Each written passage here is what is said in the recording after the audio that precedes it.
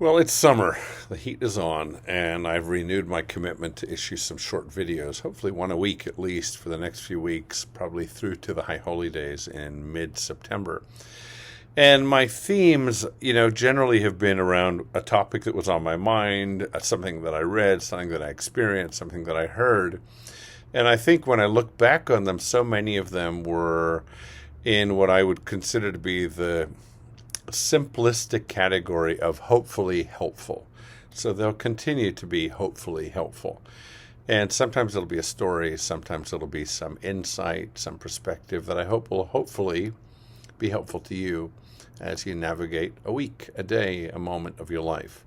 And this one is a thought that came to me from the great psychologist, survivor of the Holocaust, great author of one of the most important, simple, thin books I've ever read, which was Man's Search for Meaning, and that is Viktor Frankl.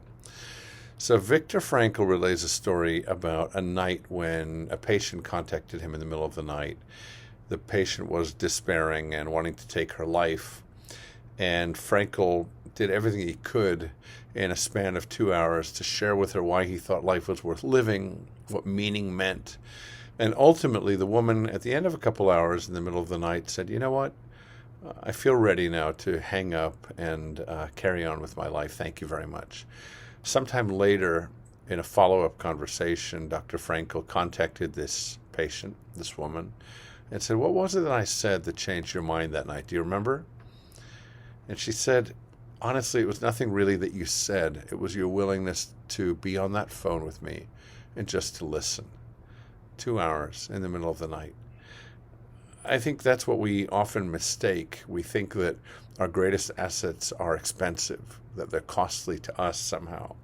And ultimately, our greatest assets are our humanity, our willingness to connect, our ability to be vulnerable, our willingness to sit with someone else in their discomfort, and not to need to necessarily have the right words, but just our ears to operate well, our hearts to open up, and to be willing to be there with and for another human being.